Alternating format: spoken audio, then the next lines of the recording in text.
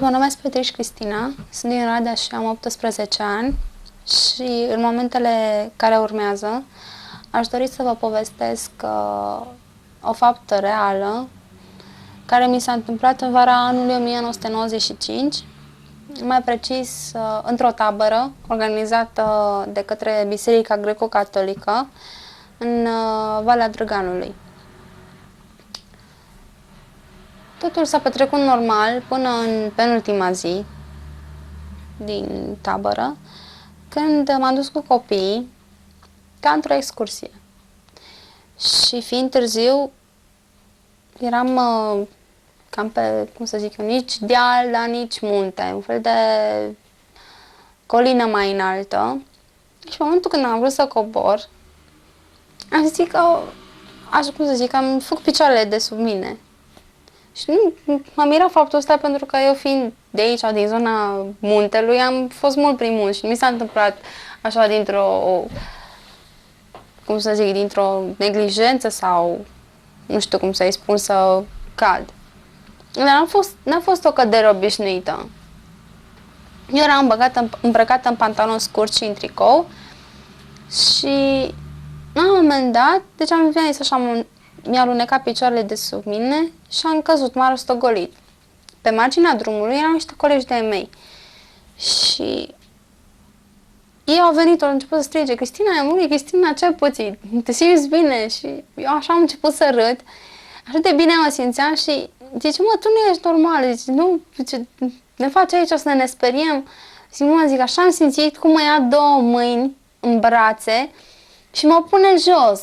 Zice: mă, tu minți. Zic, n-are rost să vă minți. Zic, dar așa am simțit. Zic, eu mă duc sus să mai cad odată, că era așa o senzație, erau niște mâini în același timp puternice, dar și fine și calde. Așa o senzație, ca și cum te-ar fi luat, să zic, nu știu, așa o senzație ca și cum ai fi stat în pene, dar penele ar fi fost de plumb sau ceva de genul ăsta, ceva foarte puternic, dar foarte cald și foarte fin, așa, extraordinar.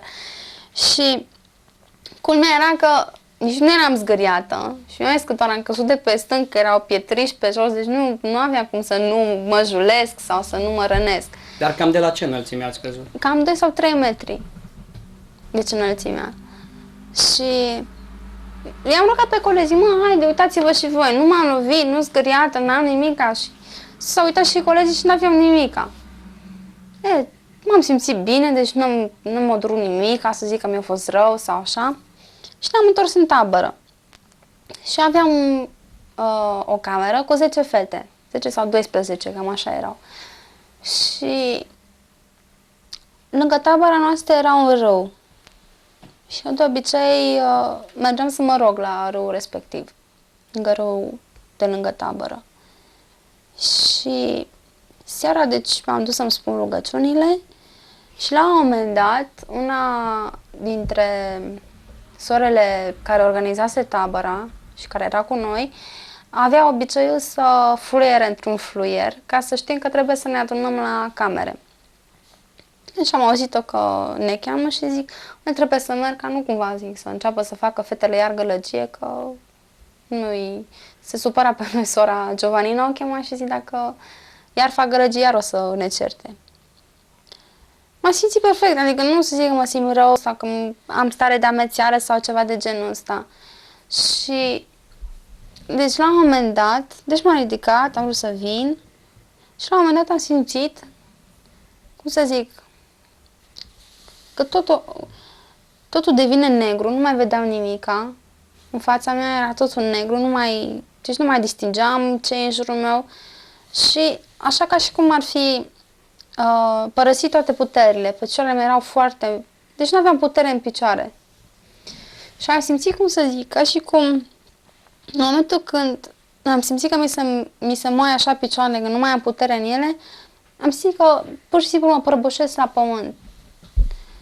Și în același timp am simțit că prin gât așa, deci pe aici iese ca un fel de, nu știu cum, ca și când ții aerul în tine și îl dai așa brusc afară, dar e ca și cum ai ține mult timp, deci nu puțin, dar mult așa, mult timp. Și la un moment dat mă văd întinsă jos. Eram așa culcată jos Și, deci, eu fiind întinsă jos, am simțit că ies așa afară din trup. Că sufletul meu părăsește trupul respectiv. Și, deci, totuși, fiind suflet, pentru că altceva nu pot să-mi explic ce a fost decât sufletul meu, m-am uitat, mă vedeam întinsă jos, le vedeam pe colegele mele și nu venea să cred. Zic, cum mă, eu zic, eu sunt jos și totul sunt sus. Aveam cunoștință, deci aveam total cunoștință de ceea ce se întâmpla. Adică aveam rațiune, cum s-ar zice. Știam ce am făcut până atunci, știam totul despre ce în jur, aveam simțuri, deci nu neapărat simți din ăsta cum avem cu trupul ăsta de carne, să zicem așa. Dar totuși aveam miros, aveam auz, aveam văz. Deci nu era să zic că îmi pierdusem simțurile sau că nu mai știam ce s-a întâmplat sau că mă rupsesem total de lumea de aici. Nu, deci îmi păstrasem conștiința.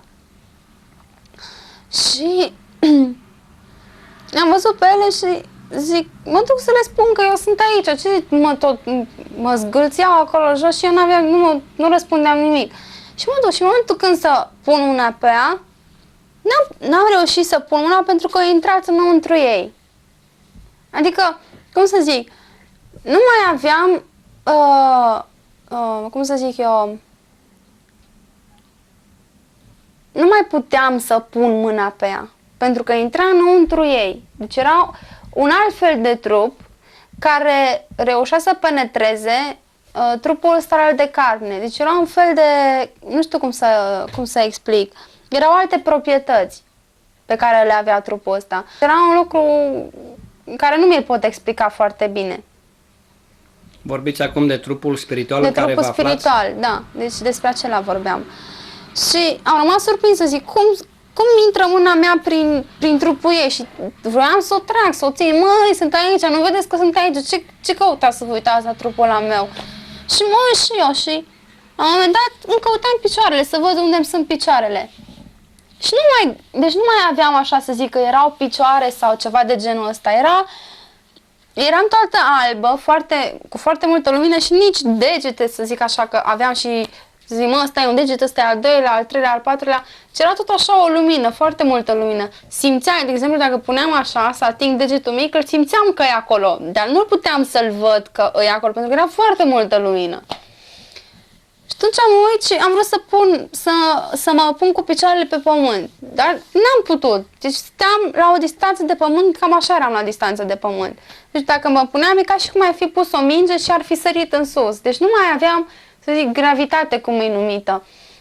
Deci era cu totul altfel, adică mi-am zis că proprietățile trupului spiritual erau altele. Și zic, cum Dumnezeu, zic, stau așa în picioare și nu mă pot rezema de pământ. Era pentru mine ceva nou, pe care nu-l cunoșteam. În cele din urmă, când am văzut că n-am nicio șansă ca să le conving pe colegele mele că sunt aici și nu acolo, am stat așa și m-am uitat înspre cer. Și la un moment dat mi-am dat seama că mirosul care era în atmosferă era total diferit de mirosul de aici. Adică nu era mirosul ăla, cum să zic, de munte, chiar dacă e miros curat, mirosul de munte pe care îl simțeam cu trupul ăsta de carne. Cu trupul ăsta spiritual era un miros de trandafiri, cu flori de câmp, cu, nu știu, așa amestecat cu tot felul de exemplu, de braț sau... Deci era un miros aproape complex, în care includea aproape toate mirosurile de plante în el, ceva extraordinar, foarte sublim așa și fin. Deci nu era foarte puternic să zicem că e ca și un fel de esență. Și la un moment dat, când priveam așa cerul, cum să explic eu? Ca și cum e foarte noros afară și la un moment dat toți norii s-ar da la o parte și ar apare soarele. Și era întuneric, era noaptea târziu, cam pe la 9 și ceva, 10 se întâmplase chestia cu leșinul meu, să zic așa. Și la un moment dat, din întunericul acela, ca și cum s-ar fi deschis cerurile și o lumină așa de mare, dar o lumină pe care nu poți compara nici cu lumina soarelui nici cu lumina unor sute de reflectoare puse să dea lumină. Era o lumină pur și simplu pură, foarte curată, așa, luminoasă. Luminoasă, nu prea am cuvinte ca să exprim lumina care venea de acolo. Și m-a simțit foarte atras așa înăuntru. Și la un moment dat, deci mi-a fost de ajuns ca să mă gândesc că vreau să ajung acolo. Și așa cum să zic, ca și cum aș fi zburat, dar nu era un zbor, să zic, care poate fi comparat. Era ca un fel de plutire, ca și cum aș fi plutit. Și mergeam așa, ca și cum aș fi fost atrasă de un magnet, dar cu o viteză extraordinar de mare. Așa, cum să zic, parcă era, cum s-ar zice, lumina asta, adică viteza gândului sau ceva de genul ăsta. Și cu cât mă apropiam mai tare de lumină, cu atât încetineam mai mult din viteză. Deci încetineam, nu mai aveam așa mare viteză. Și vedeam în jurul meu siluete de oameni, ca niște umbre. Și unii îmi întindeau mâinile, alții pur și simplu mă priveau, dar nu puteam să le disting fețele. Puteam să văd cine sunt. Și în momentul când m-am apropiat de lumină, acea lumină de fapt venea de la un înger sau un, nu știu, dar avea silueta unui om. Tot așa ca și la mine nu puteam să-i disting dacă are brațe, nu avea aripi, să zic, cum se spune că sunt îngeri care au aripi. Deci eu n-am văzut aripi. Deci nu puteam să spun că are aripi. Nici mâinile nu-i se vedeau atât de bine. Și la un moment dat îmi spune, se uită așa la mine și îmi spune: Cristina, tu dintotdeauna ai vrut să-i ajuți pe oameni. Zice, acum trebuie să-i ajuți atât cu puterea care ți s-a dat, cât și cu cuvântul. Eu am rămas foarte surprinsă. Zic, cum adică cu puterea care mi s-a dat, cât și cu cuvântul? Deci era un lucru nou pentru mine. Eu nu știam ce se întâmplă din punctul ăsta de vedere. De fapt, despre ce putere vorbea? Despre harurile de care mi-am dat seama mai târziu. Deci încă nu le-ați primit? Nu știam. Deci eu nu știam ce se întâmplă. Știam doar că voi merge, deci că sunt acolo, știam că este cineva foarte apropiat mie, nu mi-era teamă deloc, nu aveam senzație că mi-e teamă sau că mi-e frică, dimpotrivă, era așa o stare de bine, de pace, de liniște, de fericire, așa ca și cum m-aș fi eliberat dintr-o închisoare în care aș fi stat sute de ani, n-aș fi văzut lumina soarelui, n-aș fi văzut lumea din jur, n-aș fi văzut absolut nimic, ci numai întuneric. Și în momentul când am ieșit afară din trup, totul a devenit, așa cum să zic, simplu, mă simțeam atât de liberă, nu știu, era așa o senzație ca și când, de exemplu, n-ai nicio problemă, n-ai nicio suferință, n-ai nicio durere, ci totul e perfect, ceea ce pe pământ nu găsești niciodată, adică aproape niciodată, nu cred că, eu n-am avut niciodată senzația care am trăit acolo. Deci, cu alte cuvinte, în trupul acesta material în care toți trăim, nu putem experimenta aceste senzații de care vorbiți? Nu prea. Sunt persoane care, de exemplu, prin rugăciuni sau prin tot felul de meditații care le fac, ajung să atingă o mică parte din ceea ce se simte în lumea de dincolo. Sau persoanele care, să zic, care sunt înzestrate de Dumnezeu, ele pot să perceapă. Dar asta nu înseamnă că oamenii de rând nu pot să simtă ce este dincolo. Deci prin rugăciune, cum să zic, printr-o aliere puternică și o credință puternică în Dumnezeu, reușesc să simtă foarte puțin din pacea de acolo. Dar ceea ce este dincolo nu poate să fie exprimat prin cuvinte. De aceea mi este foarte greu și acum, de exemplu, să exprim prin cuvinte ceea ce este dincolo. Pentru că este de o măreție și de un fantastic pe care nici mintea omenească nu poate să-l cuprindă. Exact cum nici nu putem cuprinde misterul lui Dumnezeu. Că mulți se întrebă de unde vine și așa mai departe. Deci este un lucru care foarte greu, e aproape imposibil ca să spui ceea ce ai văzut și să relatezi în cuvinte. Dar totuși adevărat? Dar totuși adevărat, da. Și cum spuneam, după ce am stat de vorbă Deci mi-a spus îngerul respectiv. Înger a fost, pentru că altfel nu găsesc un alt termen prin care să pot să explic sau să exprim ceea ce a fost. Era, cum să zic, foarte luminos. Nu pot să spun mai mult de atât. Era foarte luminos și simțeai o bunătate care nu poate să fie comparată cu ceva de aici. Adică, hai să încercăm să găsim un termen, de exemplu, când cineva îți dă ceva foarte drag și se poartă cu tot timpul cu tine bine, simți că te iubește și că te protejează. Deci, aproape de starea asta nu se prea poate compara, pentru că e ceva extraordinar. Și la un moment dat îmi spune, Vino, că trebuie să mergem să-ți arăt ceva. Și am rămas, nu știu, la un moment dat începea să-mi pară foarte cunoscută persoana care era lângă mine. Deci persoana care răspundea acea lumină. Îmi părea foarte cunoscută. Și la un moment dat, dar unde mergem? Și zice, Vino, că trebuie să te întâlnești cu cineva.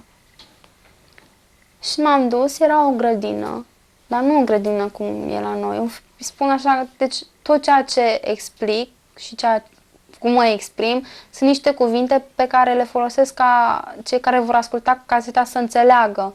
Dar este foarte greu și am să încerc să spun ceea ce a fost. Încerc să considerăm un fel de grădină. Era iarbă, dar nu iarbă ca și la noi, era mult mai pură. Totul era foarte pur. Verdele care era, cum să zic, un verde pur. Și consider că verdele care există în ziua de astăzi a decăzut foarte mult de cum a fost la începutul creației. Deci a fost deteriorat, practic. Acolo era un verde pur, pe care nu știu unde se mai poate găsi. Și erau niște siluete de oameni, erau femei, bărbați, dar n-aș putea să spun că aveau sex sau așa mai departe. Deci asta nu pot să spun că aveau. Atunci după ce ați distins? Că sunt după fizionomia unei femei cu păr mai lung sau a unui bărbat tot cu păr mai lung sau mai scurt, dar se deosebea totuși niște trăsături caracteristice. Și cum erau îmbrăcați?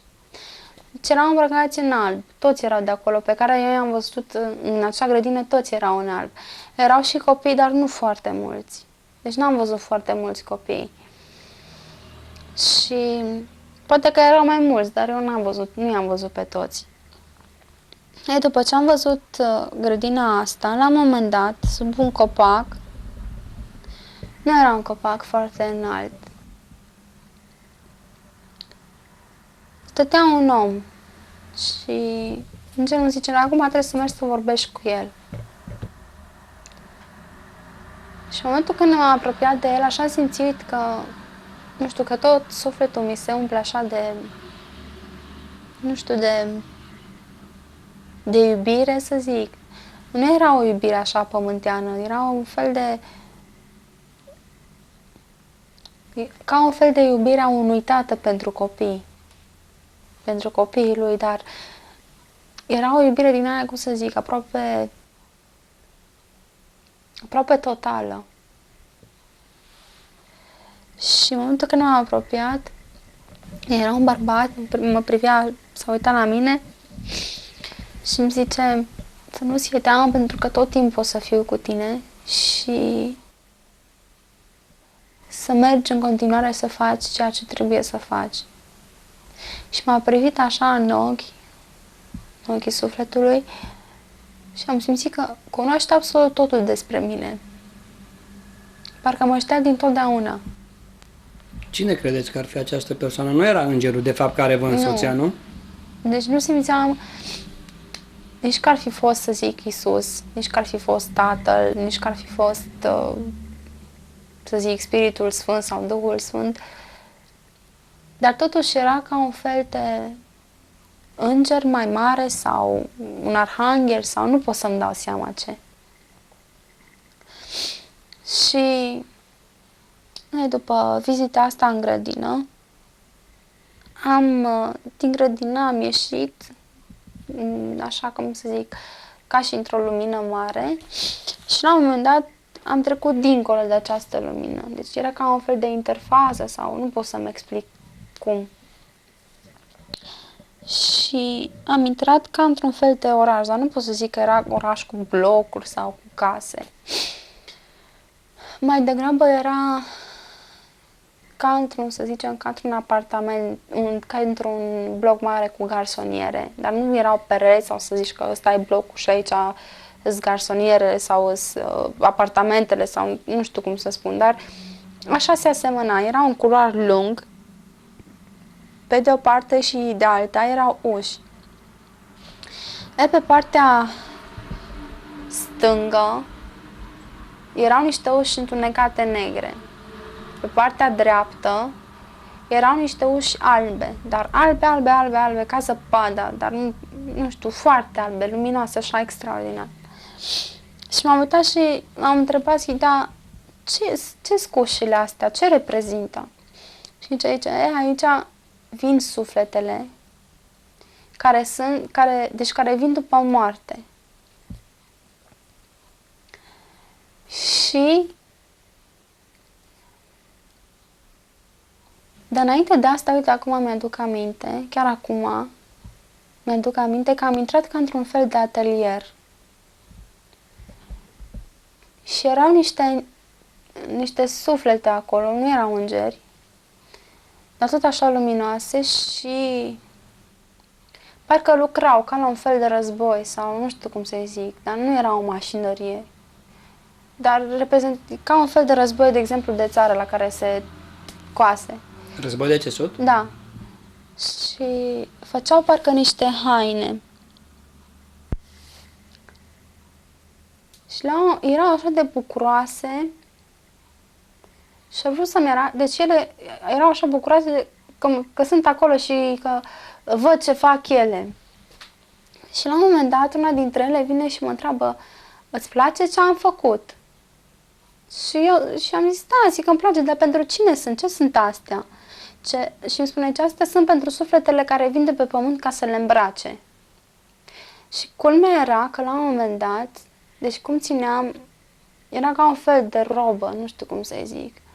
La un moment dat, deci printr-o parte, dacă mă uitam, se vedea prin ea. Și în momentul când am întors-o, deci așa am întors-o cu partea asta la altă, nu se vedea prin ea.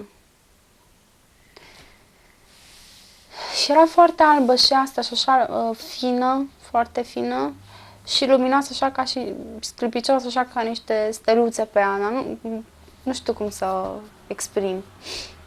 Erau probabil tot un fel de robe pentru sufletele care veneau de pe pământ. Deci acum, exact acum mi-am amintit. Deci în momentul ăsta, până acum nu mi-am amintit. Și după asta, de fapt, am intrat în acel bloc, să zic așa. Și am întrebat, zic, dar cu asta ce sunt? Și mi spune că sunt pentru sufletele care vin de pe pământ, sunt locuințele lor. Casele lor unde vor sta și ca să aștepte judecata de apoi. Și din partea ușilor întunecate negre simțeam așa o durere și zic, Doamne, zic, da, ce cu durerea asta așa de mare? Ce se întâmplă oare? În ce moment ați perceput această durere? Cum vă apropiați de acele uși? Am vrut deci m-am apropiat puțin de ele, deci m-am dus înspre ușă, spre una dintre uși și am simțit așa, cum să zic, și o durere fizică, deci început să mă doară partea asta așa, totuși eram trup spiritual, dar am simțit durerea respectivă, dar și o durere așa sufletească, așa. Ca o apăsare? Nu neapărat, cum să zic, ca și cum ar fi venit, nu neapărat din zona inimii, să zic, că așa, ca trup biologii să mă refer așa, dar de undeva dinăuntru. Așa simți ca și cum sufletele de acolo nu mai aveau nicio legătură cu Dumnezeu, nicio legătură cu îngerii, nicio legătură cu lumea aceea luminoasă, minunată care era acolo. Erau ca și cum ar fi fost închise pe viață, să zic. Deci nu mai aveau acces să vorbească cu Dumnezeu, nu mai puteau să se roage, nu mai puteau să îndrepte, să zic, greșelile pe care le făcuse. Dar cine credeți că le oprea? Sau ce le oprea să nu facă lucrul acesta? Nu aveau voie. Deci erau suflete care păcătuiseră foarte mult pe pământ. Și nu mai deci au refuzat, practic, ca să zicem așa, șansa mântuirii sufletului lor. Deci, cu alte cuvinte, legătura între aceste suflete și Dumnezeu era ruptă? Definitiv? Da, da. Deci ele aproape că erau ca și condamnate deja. Chiar și la judecata de apoi nu cred că mai aveau vreo șansă pentru mântuire. Deci sunt sufletele care erau în spatele acelor uși de culoare închisă, spuneți, da? Nu cele albe. Nu cele albe. Și l-am rugat pe înger să mă ducă de acolo, că nu mai puteam, așa mă durea sufletul și mă gândeam, zic, Doamne, dacă poate nici mama mea sau poate nici fratele meu nu-L acceptă pe Dumnezeu, poate că și eu o să ajung acolo sau alte suflete. Numai puțin să revenim la aceste suflete. De unde ați știut statutul lor? Că am înțeles că nu ați intrat în camerele respective. V-a spus îngerul care vă însoțea? Le simțeam înăuntru. Eu le simțeam pe ele, dar eu cred că nu mă simțeau pe mine. Le vedeați cu alte cuvinte? Da, deci se vedea prinăuntru ușilor, dar ele nu putea să mă vadă pe mine. Și m-am gândit, zic, Doamne, în momentul așa am simțit, zic, Doamne, dacă poate nici eu, poate nici mama mea, poate nici fratele meu sau atâtea suflete de pe pământ care nu-L cunosc pe Dumnezeu să ajung aici, e așa o despărțire, nu mai e pe Dumnezeu pur și simplu. E ca și cum n-ai avea pe cineva care ți-e foarte, foarte drag. Nu se poate compara cu nimica de pe pământ, despărțirea de Dumnezeu. E ceva extraordinar, deci nu am cum să exprim în cuvinte, dar nu doresc așa la nimeni, la niciun suflet de pe pământul ăsta să ajungă să nu mai aibă parte de Dumnezeu, să nu mai aibă parte de iubirea Lui. E ca și cum n-ai mai avea viață, practic, ca și cum ai fi mort pentru totdeauna. N-ai mai exista. Ai fi numai ceva care nu mai poate să facă nimica, nu mai există pentru nimic. Deci, cu alte cuvinte, noi toți îl avem aici pe Dumnezeu, chiar dacă unii îl simțim aproape de noi, chiar dacă nu îl simțim. Această legătură între noi și Dumnezeu tot există. Da, da. Iar acolo unde sunt acele camere, această legătură este ruptă definitivă, nu? Da. Deci atunci aveați certitudinea categorică a existenței lui Dumnezeu aflat acolo.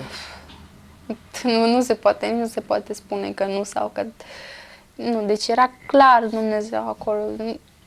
Nu știu cum să zic. Chiar câteodată când stau de vorbă cu unii oameni și spune, păi, de unde știi tu că există Dumnezeu? Dacă un om ar vedea sau să-L audă pe Dumnezeu, așa s-ar scutura și s-ar scutura și fizic, pentru că puterea Lui a stat de mare încât ne cutremură. Nu putem, de-abia poate omul să ducă o anumită stare pe care o are de la Dumnezeu, dar îmite să îl mai vadă cum vor unii sau să-L audă. E ceva extraordinar, nu pot să exprim prin cuvinte. Și la un moment dat, deci m-am rugat pe înger să mă ia și să mă ducă și am intrat într-un fel de... Am intrat în camerele acelea albe. Și îmi zicea, acum o să intri în camera ta. Și m-am surprins, zic, cum să ajung în camera mea? Asta înseamnă că am murit? Și îmi zice, nu, dar ce fiecare suflet are pregătit camera lui pentru când va veni aici. Și zice, e camera în care el a stat și înainte să plece. Deci e o cameră pe care noi o avem ca trup, ca suflet. Acolo noi stăm, dar asta nu înseamnă că stai toată ziua închis în camera aia sau... nu știu cum să zic, ca un... Loc de odihnă? Ca un loc de odihnă sau nu știu cum să exprim. Și am pus mâna să deschid ușa, am deschis și am intrat, dar nu era nimic, era toată goală camera. Deci am intrat în acea cameră care era goală, deci nu avea mobile sau pat sau dulap sau ceva de genul acesta. Era toată albă, foarte multă lumină în ea și la un moment dat îmi spune îngerul care era cu mine să pun mâna pe perete. Și am atins, deci ăsta era peretele, să zic, și am atins mâna pe perete. Și în momentul ăla, din perete, ca un fel de folie de sticlă, a ieșit afară. Deci pur și simplu din perete s-a desprins acea folie. Și era chipul bunicii, pe folie. Și zic, bunica mea nu e moartă, deci încă trăiește. Și zic, dar ce face bunica mea aici? Zic, ea nu e moartă.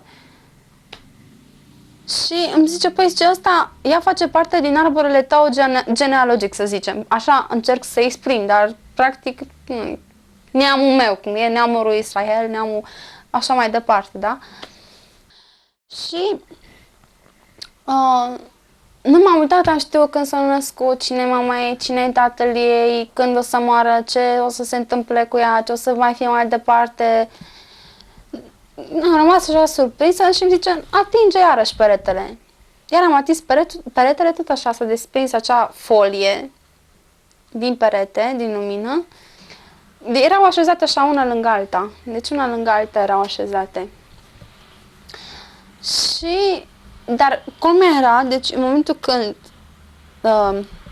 când intra sau când ieșea, cum să zic, ca și cum ai aprinde un bec, zât, așa, și când se intra înapoi tot așa, din chestia aia mare, iar se făcea așa ca o lumină mică și intra în perete. Deci numai când ieșea afară era sub forma unei folie de sticlă, să zic, ca să îi pot vedea imaginea sau așa mai departe. Și în momentul când am pus, iarăși a ieșit, cum să zic, ca și o lumină și brusc ca un fel de folie de sticlă. Și l-am văzut pe bunicul meu. Dar bunicul meu murise în 1970 și ceva, 71 sau 72. Mama mea era în clasa a 9-a, ca și mine, nu mai târziu, parcă totuși. Dar în fine, mama știu că era în clasa a 9-a când a murit bunicul. Deci eu nu l-am cunoscut. Și în momentul când l-am văzut am zis, bunicul, am rămas așa, zic, cum de bunicul aici? Zic, pot să-l văd, pot să stau de vorbă cu el? Eram așa foarte dornică să stau de vorbă cu el, deci nu l-am cunoscut niciodată. Și m-am uitat și am știut, ăsta e bunicul meu, s-a născut atunci, a făcut aia, a murit atunci, deci știam tot unde îi acum, deci știam tot ce se întâmplă, unde se afla în momentul de față, deci au sărut tot. Și unde era bunicul în momentul respectiv? Nu pot să zic că în rai sau în iad, dar era undeva între asta, deci era un fel de suflet rătăcitor. Într-un loc de așteptare? Nu neapărat. Rătăcea, n-avea liniște. Deci nu pot să îmi dau seama sau să spun foarte exact treaba asta. Deci unde se afla. Dar știam că e un suflet rătăcitor și la un moment dat îmi spune să pun iarăși mâna pe perete.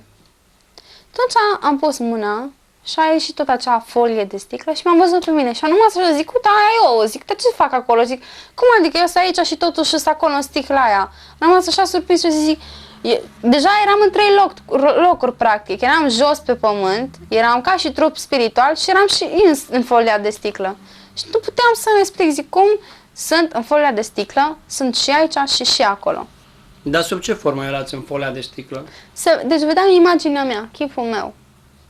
Dar, cum să vă zic, în folia asta de sticlă apărea, să zicem, ca și cum ne-am uitat la televizor la un film. Dar nu neapărat ca un film. Era, cum să zic, totul sub formă de imagini, dar foarte rapizi. Deci mi-a apărea chipul și după aia așa repede, ca un fel de dosar, să zic, în care îți era inclus toate datele tale. Și ce ați văzut despre dumneavoastră în timpul acesta? Păi m-am văzut când m-am născut, de când am fost mică, am văzut viața mea alături de cei care am trăit.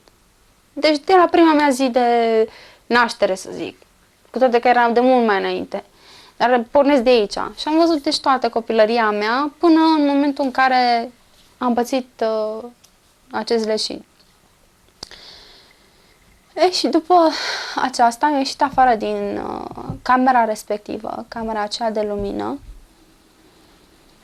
și îmi zice îngerul că acum am o întâlnire cu cineva pe care eu îmi doresc de mult să-l văd. Și așa zic că pur și simplu mă duc și mă întâlnesc cu Iisus. Și am întrebat, zic, cu cine mă întâlnesc? Și o să mergi să te întâlnești cu Iisus. În momentul când am auzit așa, așa o bucurie am simțit în mine, săream pe acolo de bucurie.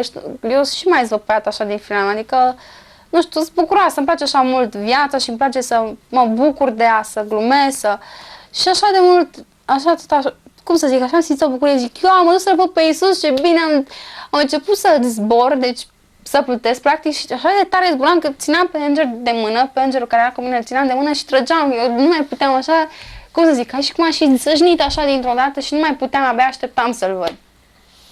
Și la un moment dat am intrat ca într-o sală foarte mare, așa de mare era, cred că aproape cât județul ăsta nostru, mult mai imensă, aproape cât țara, nu știu cum să zic, foarte, foarte mare, dimensiunile erau atât de mari, dar totuși mi se părea aproape, adică nu puteam să, nu știu, era mare, dar mă simțeam și eu aproape imensă, nu știu cum să zic. Și la un moment dat văd așa un fel de masă și văd un om stând la masă. Și am fost sigură că e Iisus și așa am țâșnit din mâna îngerului și am zburat la el și zic, Iisus, ce bine că te văd, așa eram de bucuroasă că n-am văzut, nu știu, așa mi se părea ca și cum, parcă m-ar fi creat pentru el, nu știu cum, așa. Și chestia mi s-a confirmat când îmi spune, nu, dar acum, de ce eu încerc să spun un anumite cuvinte, pentru că acolo e și altă vorbire, nu e o limbă, să zic, o limbă străină față de limba română, dar nu e nici engleză, nici franceză, deci nu e nicio limbă de pe pământ, dar e o altă limbă. Deci există o anumită limbă. Dacă stăm să ne gândim și din punct de vedere biblic, înainte de crearea de Babilon exista o singură limbă. E aproape asemănătoare cu limba de atunci. Și trecem peste alta. Spun, noi iar așa ai venit, acum ce mai vrei? Și în momentul când am auzit, așa m-am făcut de mică, zic, eu, Doamne, acum să vezi, acum iar îi supăra pe mine, cine știe ce boacă ne-am fi făcut, ce prostie îi fi trasă iară și, nu știu, așa mă simțeam, de parcă l-aș fi cunoscut pe Iisus dintotdeauna. Ca și cum ar fi fost prietenul meu cel mai bun, tatăl meu cel mai bun, nu știu cum să zic, totuși, de mi-era foarte cunoscut, parcă mi-era un prieten al meu pe care îl cunoșteam dintotdeauna, cu care puteam să fac cele mai mari șotii, dar de șotii, cum să zic așa, din ghilimele. Dar în același timp știam, dacă trebuia să stăm, să facem aia, făceam aia. Deci e ca și cum aș fi cunoscut pe Iisus înainte de a veni în trupul ăsta fizic. Deci înainte de existența mea asta pământeană. Și am știut că mă aflu, cum să zic, ca și într-o sală de judecată, pentru că așa era atmosfera tensionată, toată lumea stătea într-o așteptare, erau enorm de multe suflete. Toate stăteau și erau într-o așteptare. Mi-am dat seama că o să asistăm într-un fel, dar de fapt asistam la o secvență din judecată de apoi. Și din cauza asta deja nu mai puteam să fac ce vreau, să merg pe unde vreau, trebuia să aveam un loc anume. Și în momentul când a început, așa era o tensiune în sală și așa m-am făcut așa de mică, zic eu, ai Doamne, zic acum, așa simțeam că ceva o să se întâmple, încât îmi făcusem așa de mică, că nu mă mai vedeam acolo, deci pur și simplu eu nu mă mai vedeam, eram așa, nu știu, așa o stare extraordinar. Și la un moment dat am văzut un bărbat, un suflet care era bărbat, și vine în fața lui Iisus. Și la un moment dat, dar cum să zic, nici în față, nici în spate, ci undeva, deci în fața lui Iisus, dar în înălțime, deci undeva în înălțime, apăruse tot așa un fel de sticlă, dar nu sticlă, era ca un fel de imagine care s-ar fi materializat în aer. Și de fapt ce reprezenta imaginea asta din aer? Îl reprezenta pe omul ăsta, pe sufletul ăsta, care era la judecată. Până și gândul, ce gândea, se auzea cu voce tare, gândul se auzea, mimica feței se vedea, absolut tot, nu era pierdută nici măcar o fracțiune de secundă din viața lui. Nimic nu se putea spune, dar nimic. Tot se știa și ce-a făcut și ce n-a făcut și tot ce trebuia să facă și dacă nu a făcut un lucru și el se știa că nu l-a făcut. sau că trebuia să meargă acolo și nu s-o dus. Deci absolut tot. Bolile de care au suferit, porcăriile pe care le-au făcut, deci tot, absolut tot. Și m-am îngrășit și zic, Doamne, zic, dar dacă stai să mă gândesc câte tâmpene am făcut și zic cum m-am purtat, zic că nu trebuia să mă port așa cu ăla, mi-am adus aminte că m-am purtat așa cu celălalt și zic, vai, nici să nu, așa m-am simțit și eu nu mai vreau să mă duc înapoi. Nu mai vreau să mă duc înapoi pe pământ, zic, eu nu mai vreau, gata, zic, aici stau. De ce n-ați vrut să vă mai întoarceți pe pământ? Păi, mă gândeam, zic, dacă până acum am făcut atâtea păcate și numai aveam 15 ani, adică nici 15 ani, 14 ani jumate, și dacă până acum am făcut atâta prostii, dar de acum înainte cât o să mai fac? Și mă gândeam, zic, că dacă stau acum, totuși poate că mai scap cumva cu basma curată, zic, poate mai trag cumva cămașa pe undeva, mă gândeam. Și zic, eu nu mai vreau să mă duc înapoi. Și ce, nu, zice, n-ai venit aici pentru ca să rămâi. Tu trebuie să te duci înapoi. Și în momentul ăla, deci am ieșit afară din sală. Ați asistat la verdict?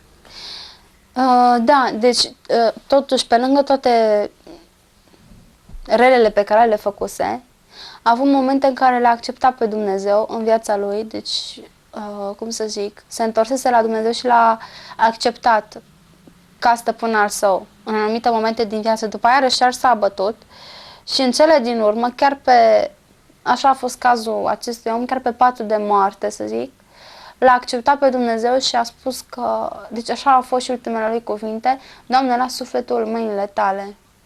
Deci, așa am auzit că a spus. Și după aceea, deci am ieșit afară din sală, dar, cum să zic, după ce s-a dat verdictul și a zis Iisus, ești bine, nu, ești venit în împărăția Domnului pentru că m-ai acceptat ca stăpân și ca Domn al tău.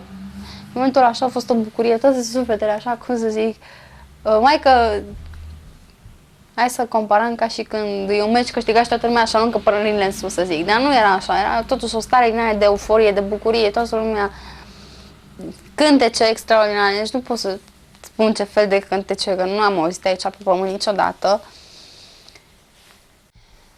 După asta, deci, trebuia să mă întorc, era deja foarte târziu. Era o oră și jumătate de când nu mai dădusem niciun răspuns. Și am coborât, deci am ieșit afară din sală, am trecut așa prin lumina prin care venisem și în momentul când am venit în trup, e ca și cum m-aș fi izbit așa tare de tot în trup. Așa, cum să zic, ca și cum ai sări pe o plasă elastică și te-ai tot izbit, tot izbit. Era așa de greu. Deci era foarte greu să intru în trup. Mi-era atât de greu. Cum ați perceput atunci? Spuneați că fiind sub formă de trup spiritual, ați avut conștiință, ați văzut, ați avut un miros și așa mai departe.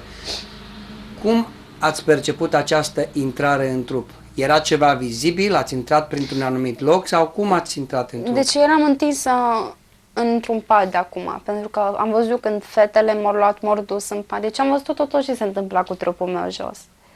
Cu toate că eram sus și vedeam ceea ce se întâmplă și mi se arăta ce mi se arăta, știam ce se întâmplă cu mine jos. Deci cu trupul meu fizic. Știam tot ce se întâmplă.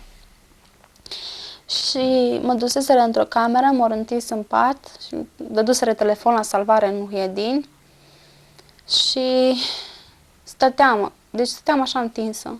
Și la un moment dat când am intrat, deci nu pot zic că am intrat prin cap sau prin mână sau prin picior, ci așa brusc, prin tot trupul. Cum eram întinsă, am simțit așa că mă izbesc. Dar mai precis, cred că am intrat pe aici, pentru că după ce mi-am revenit și am simțit o durere în stomac și o stare, nu știu cum să zic, de rău. Nu mă simțeam deloc bine. Ei, și după aia, în momentul când m-am întors în trup, nu mai avut nimic. M-am simțit numai o durere, dar după aia mi-a revenit total. Am știut să răspund ce a făcut cu mine, ce s-a întâmplat, a venit medicul, m-a dus pe la spital, mi-a făcut 1100 de analize, nu mi-a găsit absolut nimica și imediat după moartea mea clinică a fost atestată de către medici, o oră jumate. Deci după întâmplarea aceasta mi-a făcut analizele și mi-a spus că domnul doctor, zic, s-ar putea ca boala pe care o am să-mi fi cauzat starea asta. Și pentru nici mie nu venea să cred. Cu toate că eram foarte conștientă de tot ce s-a întâmplat. M-am gândit, zic, mai poate că am avut o halucinație sau cine știe ce a fi fost.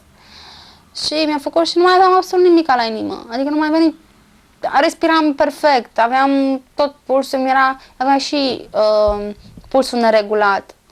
O valvula dreaptă nu mi se închidea bine. De acum totul se închidea perfect, totul funcționa perfect, nu știu cum să spun. Și astea toate în urma acestei întâmplări? Întâmplări, da. Deci pentru mine toate au fost niște confirmări că ce mi s-a întâmplat este adevărat și simt din tot sufletul meu că este adevărat și pot să spun și, nu știu, pot să jur pe ce vreți noastră că Dumnezeu există. Cam asta este.